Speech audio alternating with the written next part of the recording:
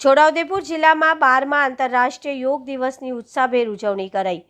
સમગ્ર વિશ્વ જ્યારે 12મો આંતરરાષ્ટ્રીય યોગ દિવસ મનાવી રહ્યો છે ત્યારે છોટાઉદેપુર જિલ્લા વહીવટીતંત્ર દ્વારા જિલ્લા કક્ષાના યોગ ઉત્સવનું ભવ્ય આયોજન કરવામાં આવ્યું હતું। આ ગૌરવપૂર્ણ અવસરે ઉપસ્થિત અધિકારીઓની પદાધિકારીઓ અને વિશાળ જનમેદનીએ પશ્ચિમ બંગાળથી દેશના યશસ્વી વડાપ્રધાન શ્રી નરેન્દ્રભાઈ મોદી અને ગાંધીનગરથી ગુજરાતના લોકપ્રિય મુખ્યમંત્રી ભૂપેન્દ્રભાઈ પટેલના પ્રેરણાદાયી ઉદ્બોધન અને યોગ કાર્યક્રમનું જીવંત પ્રસારણ નિહાળ્યું હતું।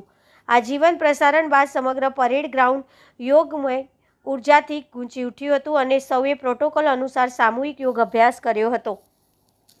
12મા આંતરરાષ્ટ્રીય યોગ દિવસની theme yoga for healthy again અંતર્ગત વધતી જતી ઉંમર સાથે શારીરિક અને માનસિક સ્વાસ્થ્યને ઉત્તમ જાળવી રાખવાના પર વિશેષ ભાર મૂકવામાં આવ્યો હતો। યોગ એ માત્ર વ્યાયામ કે આસનોનો સમૂહ નથી, પરંતુ તે શરીરની, મન અને ચેતનાને એક સૂત્રમાં બાંધવાની તેમજ જીવન જીવવાની સાચી કળા છે। આજના આધુનિક અને તણાવપૂર્ણ સમયમાં અનિયમિત જીવનક્રમ અને શારીરિક પ્રવૃત્તિના ઘટાડા સામે યોગ એક અમોઘ શસ્ત્ર સમાન છે। આ પ્રસંગે સાંસદ જસુભાઈ રાઠવાએ જણાવ્યું હતું કે વડાપ્રધાન નરેન્દ્રભાઈ મોદી સેવા અને સુશાસનના સફળ 12 વર્ષ પૂર્ણ થવાની સાથે જ આ 12મો આંતરરાષ્ટ્રીય યોગ દિવસ ભારત માટે અતિ વિશેષ અને ગૌરવશાળી બન્યો છે।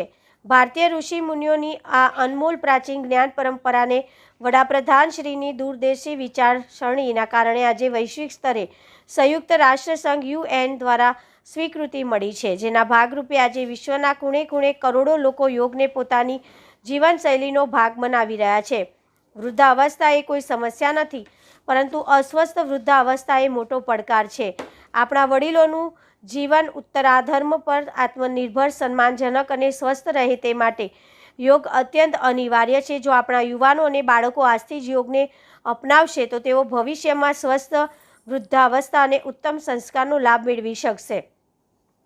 વધુમાં તેમણે જણાવ્યું કે યોગને માત્ર એક દિવસ પૂરતું મર્યાદિત ન રાખતા યોગને દૈનિક જીવનનો અભિગમ ભાગ બનાવીએ, જેથી સ્વસ્થ નાગરિક, સમૃદ્ધ રાજ્ય અને વિકસિત રાષ્ટ્રના નિર્માણમાં આપણે ભાગીદાર બનીએ।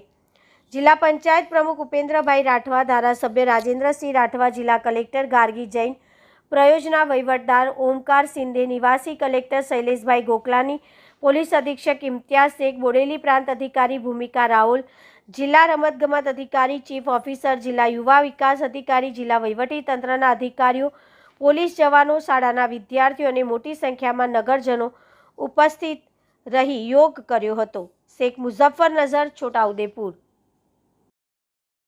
આજે સમગ્ર વિશ્વની અંદર 12મો વિશ્વ યોગ દિવસ ઉજવાઈ રહ્યો છે, ત્યારે એના ભાગરૂપે છોટાઉદેપુર જિલ્લાના પોલીસ પરેડ ગ્રાઉન્ડ ખાતે પણ વિશ્વ યોગ દિવસ ઉજવાયો।